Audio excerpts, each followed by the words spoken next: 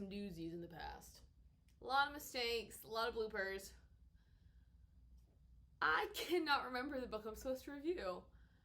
I remember the two before it that I already did. I know that I liked it.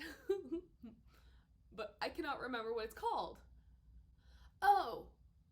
No. Oh my gosh. Give me a minute. NEVERWORLD WAKE. Oh my gosh. I've had a lot on my mind. NEVERWORLD WAKE. I cannot pronounce the author's name to save my life. In my head, I call it Pessll.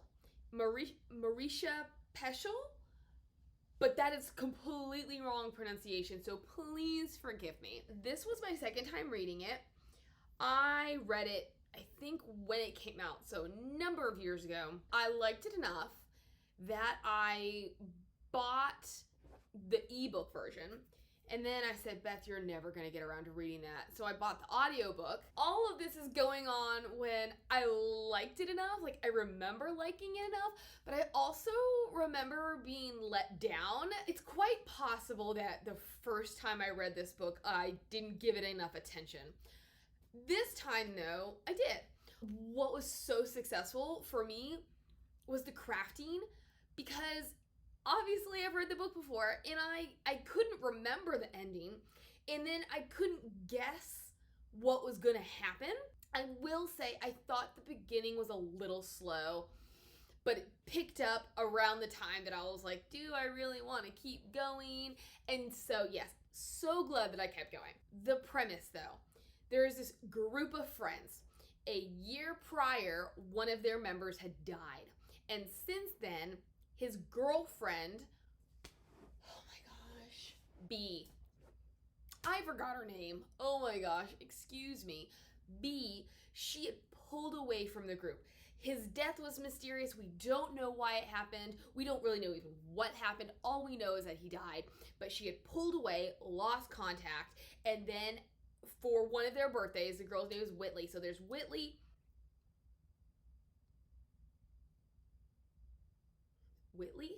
Martha, Cannon, and the guy named after a literary author, a classic literary author. What is his name? Kipling. And then there was Jim, who is the one that died. Beatrice had pulled away. Then she gets this text message from Whitley saying, oh, hey, we're all gonna get together for my birthday. Would love to see you. She shows up.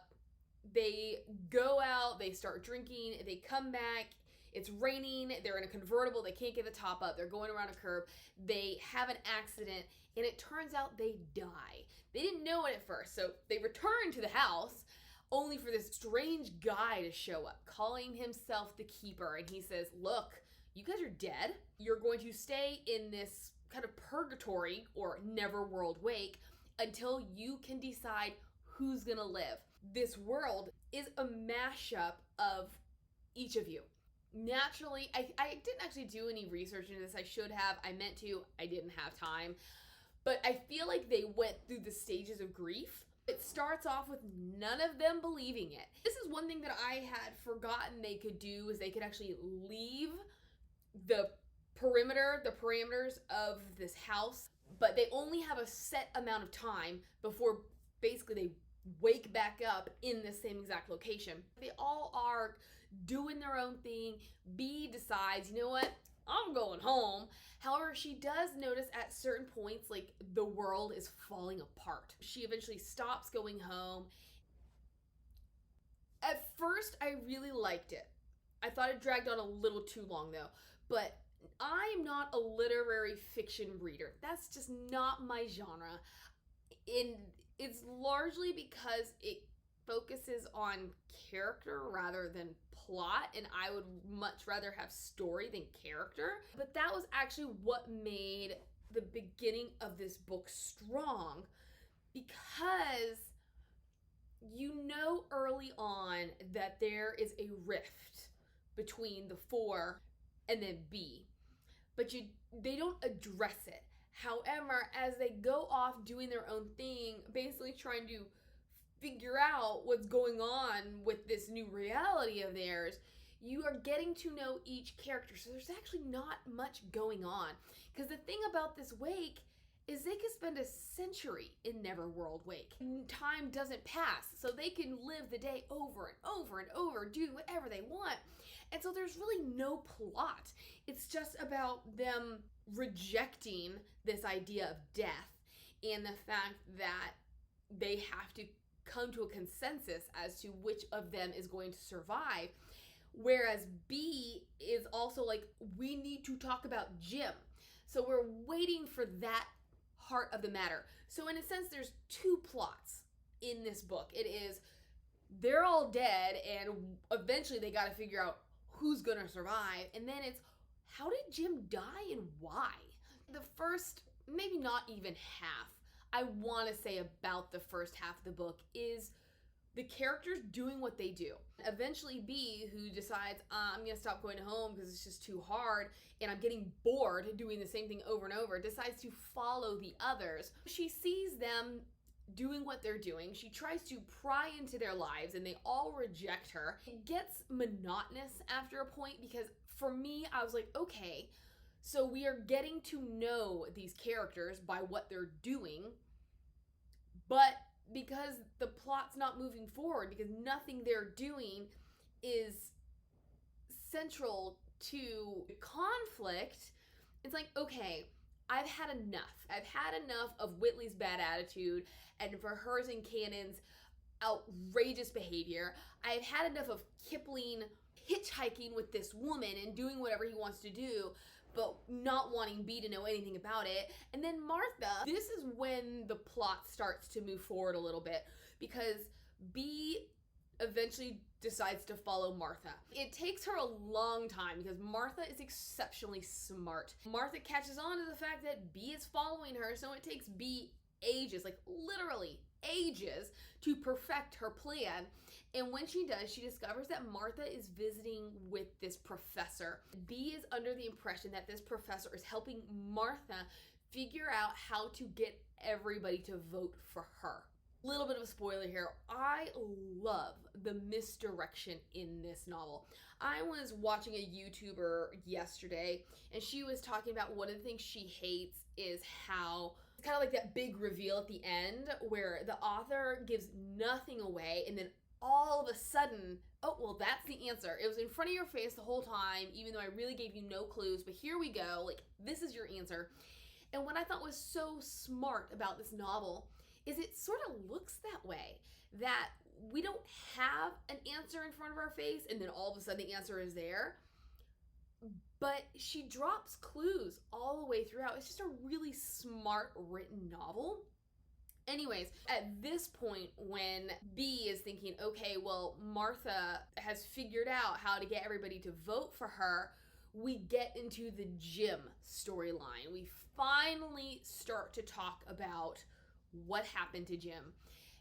Personally, I would have preferred that to have been a bit bigger of an issue sooner because B mentions it at the very beginning, right when she gets to the house, right after the date. She's like, we need to, I need to get these people to talk about what happened to Jim. I would have liked even if it was a blowout, I just would have preferred her to have mentioned him. She kind of does in passing, but I would have liked her to almost force a conversation so that at least we're focusing on that a little bit more instead of completely disregarding the Jim storyline in favor of all the antics that the characters are getting into while they are rejecting this idea of death. We pick up with the Jim storyline. It turns out that nobody knows how he died, but at the same time, you get the sense that people are lying, particularly Martha. I forget how they get to this point, but they realize that they need to figure out how Jim died. Martha, who had this obsession with this obscure book called The Bend, or actually that's a longer name, I just can't remember what it is. She says, okay, so I've been talking to this professor. It's connecting to this book that I'm obsessed with. In this book, the character was able to manipulate time. What we need, and this for me was a little bit confusing. She said, what we need is a near-death experience or like a suicide. Actually, I'm getting a little bit ahead of myself. What they do is they have a little chat and they realize they need to go back to the school that they had gone to because there is a girl that might have answers. Toward the end of Jim's life, he'd been acting strangely. He'd been really angry and all kinds of things. One night, he texts B something about not being able to meet up, being sick. She sees him. She's like, oh, can I, bring you some soup or something? And he lies, and then he gets into a car with this girl. She's like, this girl has answers. They have to go to the school, and they interrogate her, and she's like, I have no idea what you're talking about, because they're all thinking he'd been stepping out on B with this girl. And she's like, I barely knew the guy, but I gave him a ride somewhere. From here, we start to learn other little pieces of the puzzle, such as Whitley had been this mysterious character at their school, this mysterious drug dealer called the White Rabbit. Cannon and Kipling had been in cahoots to prevent Kipling from getting kicked out of school because of his grades. All these characters are really exceptional in some way, but they're also really weird. With the exception of Whitley. She is this extravagant beauty, but she's a force to be reckoned with, whose mother doesn't love her. Kipling has this tragic story, this tragic past in which he had been bitten by a dog and it had disfigured him. He lived with a really eccentric mother. I think I lost a little bit in translation because they're all, with the exception of B and Martha, wealthy. And so my impression was that he had been poor, but he's wealthy. It doesn't really matter. But Cannon is really good with computers and technology and hacking. While he had been in school, he had found a bug in the Apple system. He became the de facto IT guy for the school. And using this power, he hacked the teachers' lesson plans so that he could get Kipling through school. But everybody's like, oh, Sister B, you're so perfect. And then Martha, we get the impression that she's hiding something, but we don't know what. So all these secrets start coming out. But they're like, okay, so now we have to follow the breadcrumbs. We have to figure out where Jim went, because this girl, Vita, even though she drove him there, she couldn't tell them where it was. I'm sorry, I understand that if you've never been to a place before, you might have trouble getting back there, but she could give them nothing specific. She gave them a couple of descriptors like chicken heart balloons and a rundown shopping mall. It's not like she had any mental deficiencies. She, I think, had some emotional ones, but there was nothing wrong with her mind. So, plot forward. They're like, okay, we're gonna go to the police. We're gonna figure out what the police know. My initial impression of the next couple scenes was one of disbelief. I just could not buy it. But after we get our resolution and we figure out the truth of the matter, I'm like, okay, I guess I'll buy it now. But the thing is, they go to this police station. It takes them time after time after time after time to figure out how to get into the records room, because these policemen are super ninjas, but they're in this incredibly small town. I mean, are you actually undercover FBI? How in the world are you super ninjas? And eventually they come up with this ruse to distract the officers. B goes to the basement because she had been the one who was consistently tasked with that, because she knows where the box is. She gets to the box and it is completely empty except for a coupon for a chicken place. Let's keep track here, okay? Chicken. We are connecting dots, which I had not been connecting dots, so maybe I shouldn't be connecting dots for you because it'll make it more exciting in the end. Martha comes upon her as she opens this box and discovers it's empty, and they're like, what in the world's going on?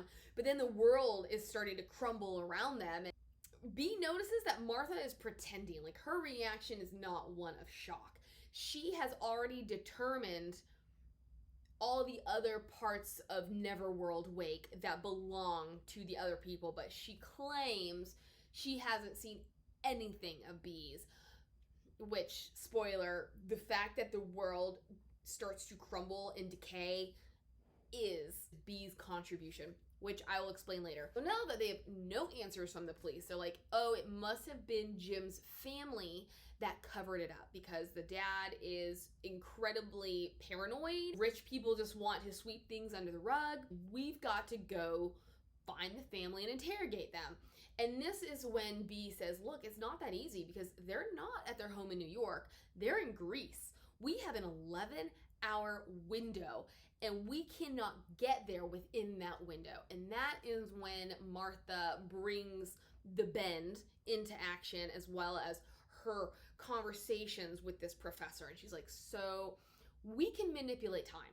What we have to do, and that's the whole suicide thing, or, you know, deep dark secret thing, which is then when we learn a deep dark secret of Kipling's, in which his mother, who I said was very eccentric, they would play this game. Don't remember the name of the game, but in essence, it is them lying in the road until a car comes. If basically God or whatever power told her to, they would move. It's a game of chicken. This is what they do to open that window. For some reason, I mean, I guess they went back to the scene of the accident because that is where they knew that the other driver would be coming. They're in the road. Whitley is like, I don't think I can do this. Everybody's kind of scared, which I don't really understand why they're so scared. I think it's because things can go wrong. Like, they have to be very careful in their manipulation of time because they can speed things up too fast, they can slow things down too fast, they can go in the wrong direction. If they can never come back together, they can never have this vote. And if they can never have the vote, they're never getting out of NEVERWORLD Wake. As the truck is approaching, someone stabs something into Bee's neck. It is a Cartier diamond pin in the shape of a bee, and it had been a gift from Jim back when they were, I don't know, freshman, sophomore, and somebody had stolen it. But the purpose of sticking her in the neck with this pin was to distract her because they had to be thinking of something very specific in order to find themselves at the right time and place. So it distracts her enough that it sends her back in time. And this is where I have a little bit of an issue. As much as little as we were given about Jim, like, I liked the cloak and dagger. How we get this sense that we like Jim. Jim was a great guy. He was the person who brought them all together, which I've discovered I don't like the ragtag band of thieves. I don't like when disparate people come together as best friends. I know the threads that drew them together, but I don't know the bonds that kept them together. Granted, I think like Kipling and Whitley and Cannon, sorry, I was gonna call him Connor, I know why they kind of stuck together because they really seem like legit friends. But Bee and Martha were the outsiders. They were the poor kids, they were the scholarship students, and they were brought in by their connection to Jim.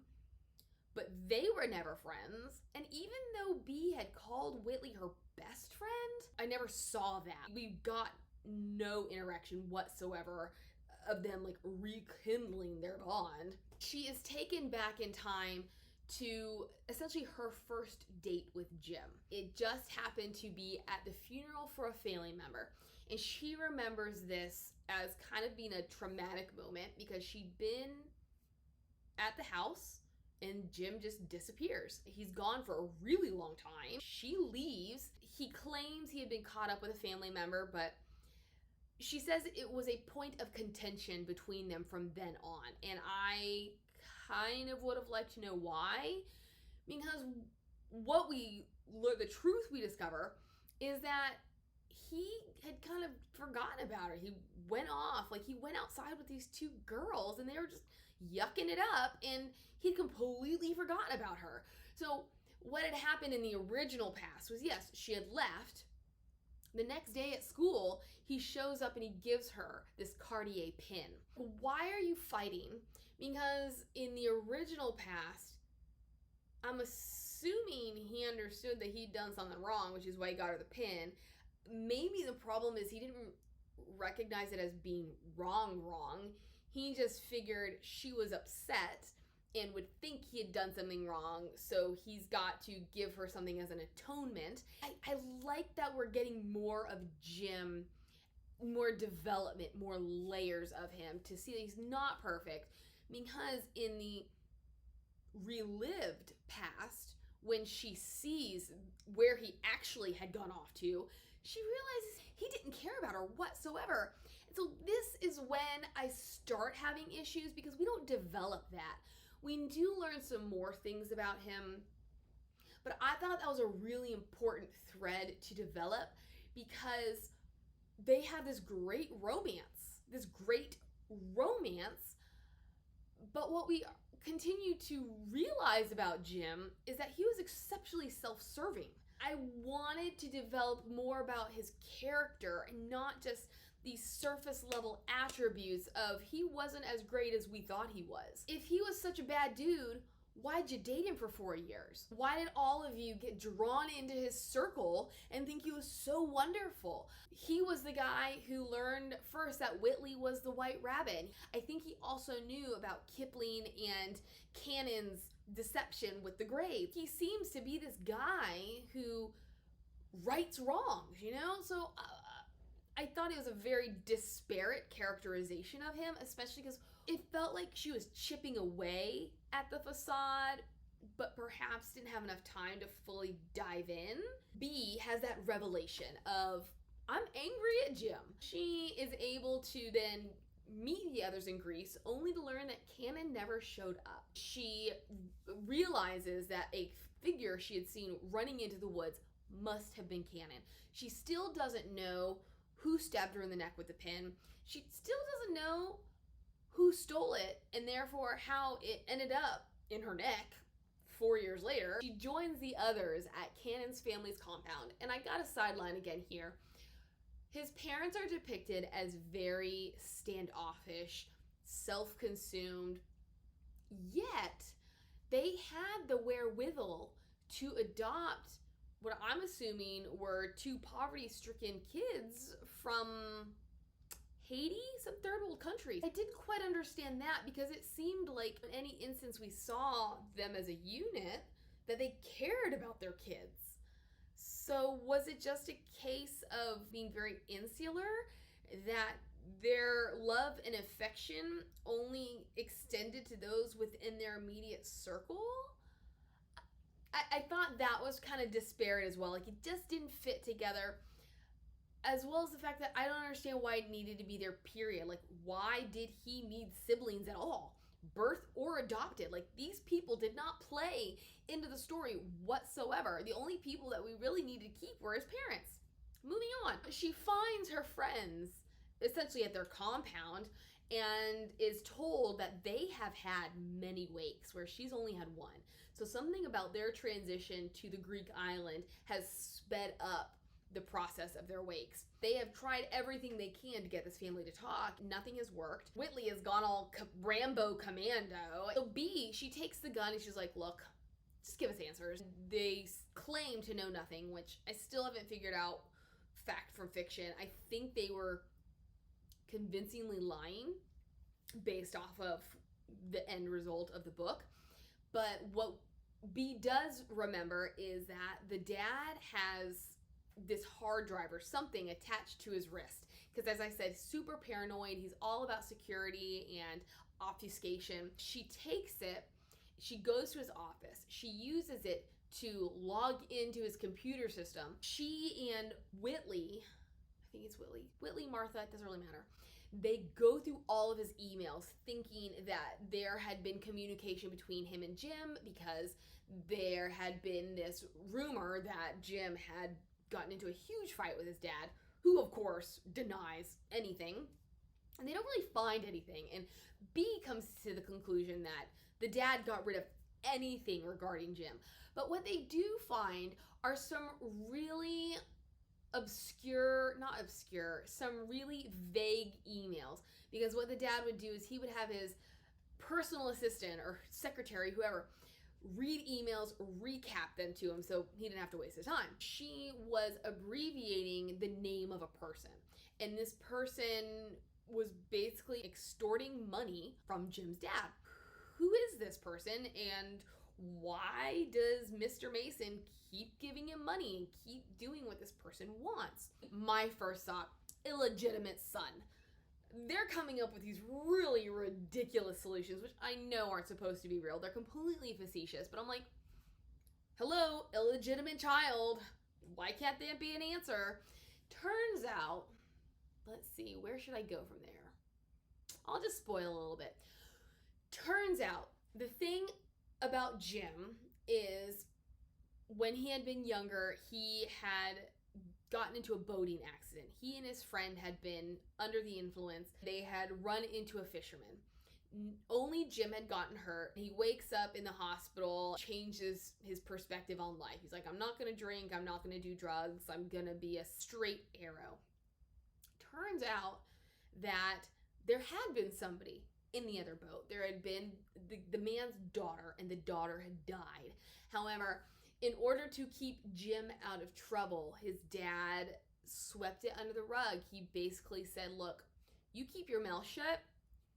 I will give you any sum of money. I will take care of you financially in any which way you want. We're going to stage your daughter's death elsewhere. So this is S.O. S.O. is the older child of the fisherman. And then the fisherman turns out to be the owner of that chicken store, or not a store, it's a chicken restaurant. B, at some point, starts to put clues together. She starts to think about the information that Vita had given them about where she dropped Jim off. She starts to think about the coupon inside the empty evidence box.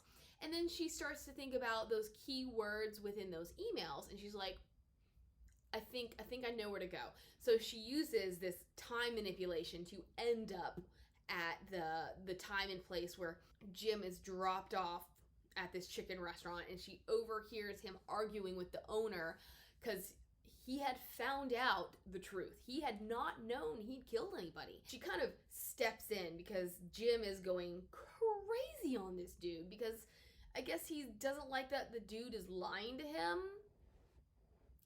about what really happened. I don't know. It doesn't really make sense. The whole point of it is that she steps in. They go outside and he admits everything to her, and she takes it to, I know this is terrible, but would you kill yourself over it? And he's like, of course not. So now she's all happy and a weight off of her chest, because we do by this point know kind of how Jim died. And that would have been at this abandoned quarry by the school. We're thinking that, okay, so now he finds out this horrific truth about himself, and maybe he kills himself because of it. And so yes, it's not murder, it's suicide. But now after his admission, B is like, absolutely not. It's not suicide. It is murder. We still have to get to the bottom of this. They decide, we gotta go to the quarry. Cannon, still missing. They manipulate time. They show up at the quarry only for Martha to not be there. And Kipling's like, well, she didn't actually want to come in the first place. Again, seeds are being planted about what's going on with Martha. What is Martha's secret? But then Martha shows up and she's like, oh, I got the place wrong. I was thinking of somewhere else. So, I landed a mile down the road and I had to run here or whatever. And B is looking at her and she's like, I don't think that's true. Like, you should not be sweating like this. So again, we're thinking Martha is up to something. And then, starts open scene, enter scene left, a car shows up. It turns out to be Cannon, and Cannon is driving Vita's car. So the girl that they're all thinking that Jim had been having this relationship with, and she claims absolutely not. Cannon shows up. It looks like he's waiting for someone. He goes and he looks for something and he comes back and he's all angry, and then it's basically like, gotta hightail out of here because I'm breaking curfew and I gotta get back before the guard gets back to his station. They see him having issues backing out of this grassland. They see him get out of the car, check under it, and freak out.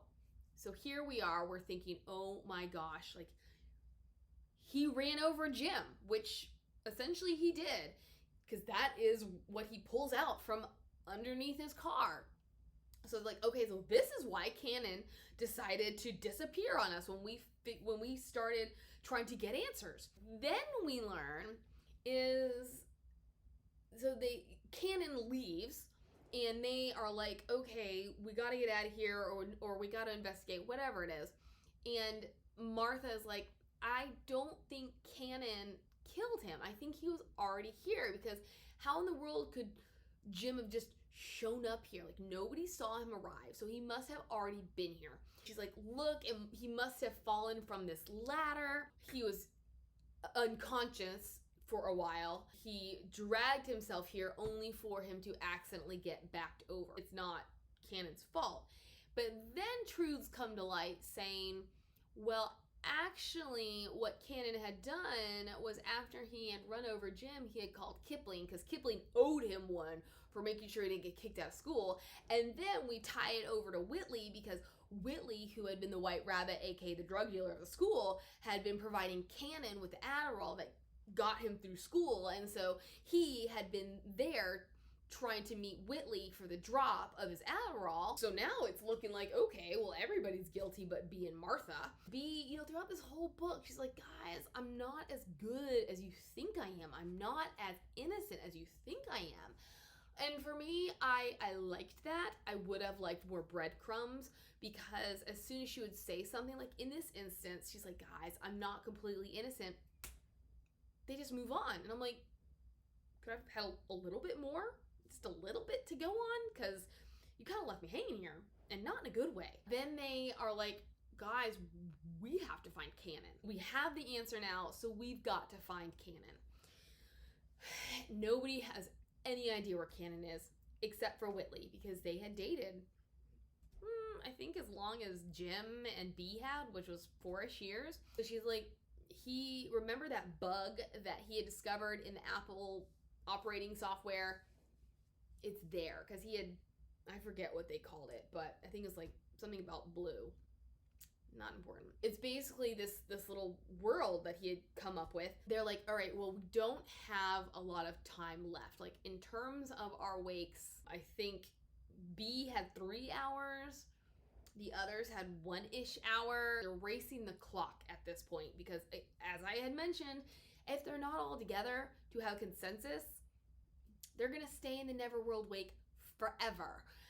Forever. Who knows where that's from? The next thing we know, B is coming to in this frozen lake, and over and over and over, Cannon keeps killing her. She eventually is able to outwit him. She commandeers his boat. She kicks him out of his boat. She takes it. She goes further down the lake to discover her friends, like, dying under the water. And when she's able to revive them, by this point, when she comes back to Cannon, he's dead. So that they have to reform a plan to be able to get everybody in the same place at the same time. But Cannon, he is just not having it. This wake that he had then gotten himself into somehow enabled him to, like, I guess it was a year or more worth of time that he would live in this, or subsist in this wake. And I guess because of his lingering guilt in thinking that he had killed Jim, he just became really bitter and mean, and he was not having it. Get to the end. They finally get him to participate in the vote. The keeper shows up, and he's like, congratulations, there is a consensus. For me, going throughout this book, as I said, I could not remember who was going to be saved. I kind of wanted it to be Martha, because the narrator, our protagonist, our hero, always wins. So I was kind of like, it'd be kind of cool if Martha survived and B did not, even though we're all expecting her to, because she's Sister B.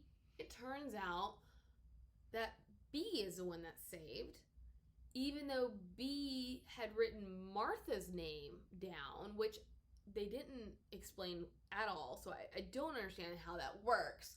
The revelation here is B killed Jim. It wasn't on purpose, but from the very, very beginning, and this is what I meant when I said it was really smart plotting and crafting, because it was in front of our face the whole time. We just didn't know how to see it. We didn't know how to look for it. Because at the very beginning, we knew that Jim had texted B the night he died. But from what we're getting from her, so basically she's an unreliable narrator. What we're getting from her is that she ignored his text. She never went. Only to realize, because she confronts Martha about, hey, I should not be the one who is saved. Like, I am not that great of a person. And Martha's like, yeah, I know, but it's not your fault. So we're going to backtrack a little. Jim had been in a bad state in the weeks or months leading up to his death.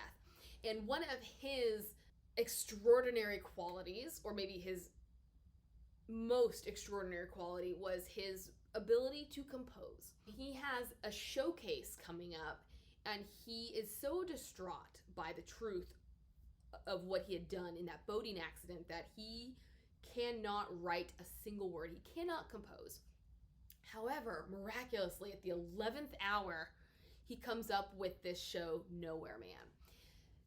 Turns out that Nowhere Man was actually comprised of lyrics that B had written. And I thought this was really kind of cool. I don't quite understand it, but she would compose fake albums, kind of soundtracks for movies that didn't exist, but they were all thematic. It was just something that would get her through tough times. You know, it was a comfort to her. It was an outlet for her. We are getting to the end of the line for Jim, and he's like, I'm a fraud. I can't do this. She gives him her albums. She gives him basically her life's work.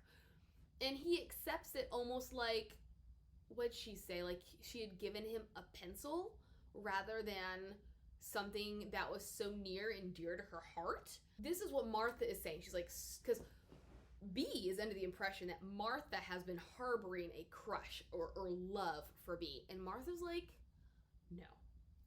Had nothing to do with Jim. It was all about you. So now we're like, oh my gosh, Martha's in love with B. But she's not in love with B.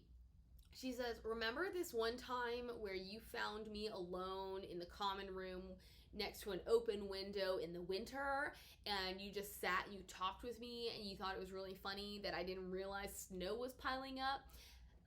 Actually, I had been planning to commit suicide, but you saved me. So I have now saved you because Jim was taking advantage of you. And this is when I'm coming back to the whole underdevelopment of Jim thing, because we got that little look of him at the funeral completely neglecting B and not seeming to care about it. Now we're coming back to the fact that, again, he's extremely self-serving, but we got nothing in between. Maybe Martha or someone would just say something about, well, you know, he wasn't who you thought he was, or something along those lines, but we got nothing more. While I was willing to accept this explanation as to why B killed Jim, it felt unfinished. She's like, I understand why you would have lost it on him, because he didn't appreciate you. He was one of those people that you would have given everything for, and he would have given you nothing back. Then we learn the exact scenario was that, yes, B had been upset with Jim, but then she decided, I'm gonna go meet him, and not only gonna meet him, but I'm gonna sleep with him. For the first time, I'm gonna sleep with him. So she shows up and she's waiting for him. He gets there and he's exceptionally drunk. The ladder was old and it gave out beneath him. And there's this moment where she could have saved him, or she could have not saved him. She just acts too slowly, and he dies, or he falls, and then this is when Cannon comes in with the car, and then he calls Kipling to help him move the body into the quarry, and then all that kind of stuff. This is why the world is disintegrating at certain periods of time, because of this darkness inside of B. Martha goes to the great beyond, and then the others, you know, go to the great beyond because they all voted for B. And I was just like, but if you voted for Martha,